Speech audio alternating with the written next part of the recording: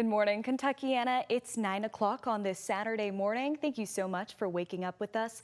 I'm Alexandra Goldberg, filling in for Gabriel Gonzalez this morning. But as always, starting off our morning, Reed and John are out and about here in Kentuckiana. Reed, how are you doing? Hey, we're doing very well. Went out and had a hairdo.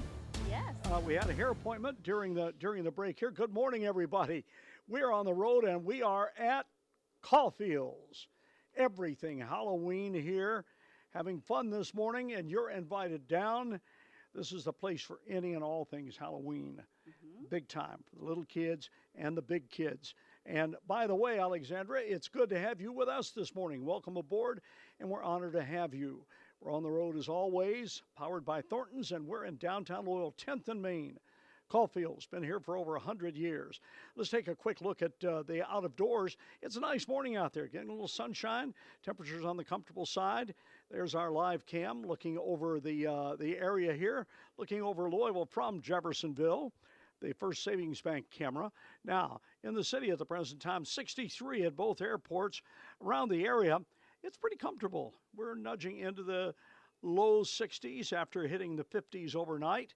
Now let's talk about what's going on. We have a weather impact alert for late tonight, really, is when we get into it. Today's going to be nice, summertime, 82 to 84 degrees, mix of clouds and sun. The problems, strong cold front presents the possibility of some strong storms tonight, heavy rain, lightning. It'll be through the Louisville area after midnight. If you go into the UK game, you should stay dry. You may get wet coming home. And really, the alert ends tomorrow morning. By the time 9 to 10 o'clock, just some scattered showers around. Just how big is Caulfield's? We are going to show you here. We're walking from this area. No matter what you want, they've got it. You want wigs, you want accessories, any makeup. type of accessories, makeup, just anything. We're going. And then we get into costumes over here. There's costumes On both sides. you think you've seen it all, and there are more costumes ahead in this room, so you can find something for the kids, for the adults, if you're going to a party, whatever. They have it all at Caulfield's in downtown Louisville, 10th and Main, easy to find. We will see you with our Halloween fashion show. That comes up in about 15 minutes. Alexandria, bring us up to date on top stories this morning. Yeah, thanks, Reed. We love the hairdo. The deck was on the 3rd floor, fell down to ground level on concrete. Engine 19, can you activate the mass casualty, please? Noon this morning, a balcony collapsed on the 3rd floor of a building near the University of Cincinnati. This happened around 10 last night, sending 10 people to the hospital. That's including one person in critical condition, according to officials. The Cincinnati Police Department captain says 5 people have serious injuries, while 4 have minor injuries. It was not immediately clear the number of people on the balcony when it collapsed. And back here in town, a night of excitement during a rivalry high school soccer game in St. Matthews ended in panic. 6 students were hospitalized when the railing gave way during the St. X and Trinity Soccer Regional at Wagner High. WHA's 11's Jose Alonso and photojournalist Connie Offit give us an update on what happened. A celebratory victory on Wildcat Field at Wagner High School quickly became a scary moment.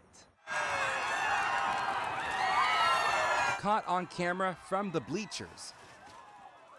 The moment where the St. Matthews Fire Department says the railing on the stands gave in at the end of a soccer game. Well, this was a regional high school soccer game against 2 rivals, St. X and Trinity. The mayor of St. Matthews and spokesperson for the fire department, Rick Tonini, says the game went into overtime twice before St. X won and got excited. The players ran over, and when the students came to greet them, the force against the railing gave way, the people in the stands to fall forward on top of the players underneath them. I have no names, I have no injuries to advise, except for the fact that 3 people were transported to the hospital by St. Matthews Fire Department, EMS. 3 others were also taken to a hospital by private means. Now the field is empty, but caution tape remains. Executive Director of Athletics for St. X, Chris Tinius, says in a quote, "Thankfully, none of the injuries were life-threatening,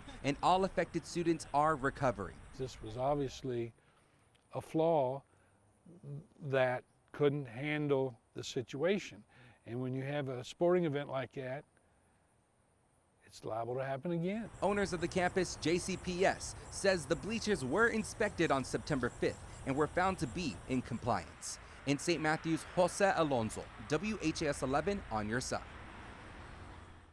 Now, JCPS is working on a repair timeline and say today's 7th Region Championships games are being moved to Ballard High School.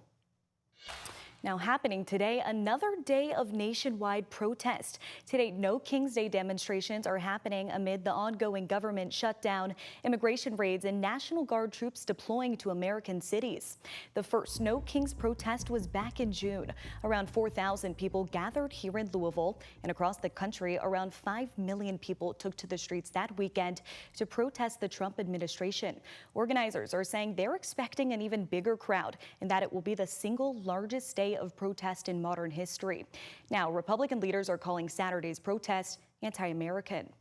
Are you talking about the Hate America rally? That's what we call it, because it'll be a collection of Antifa, BLM, the Marxists, wild leftist policy priorities, and that'll be on display for the whole country. Meanwhile, organizers are saying they're planning for peaceful demonstrations. They are worried that other people in blue states, red states, and purple states, in rural communities, in Trump country, are going to see the public doesn't support this, and that makes them scared. Protests are expected here today on the Belvedere in downtown Louisville, across the river in Jeffersonville, and one in Corden, Indiana. And out in E-Town, the regional airport is expanding to keep up with the growing industry in Hardin County. This field you'll see behind me could become part of an extended runway, which means the airport could soon accommodate bigger planes. Now, E-Town currently employs about 12,000 workers in industrial jobs and is home to Blue Oval SK in nearby Fort Knox. The chairman of the Elizabethtown Airport Board, Carl Swope, says he wants to see that momentum continue for job growth. About protecting the investment that's already out here, also protecting how strategically located this field is for Fort Knox, for the corporate traveler, all the industry that's built up around it. Airport staff also say a new runway would be safer for pilots. Right now, pilots have to land by coming down at an angle. With this new runway, pilots would be able to fly straight in.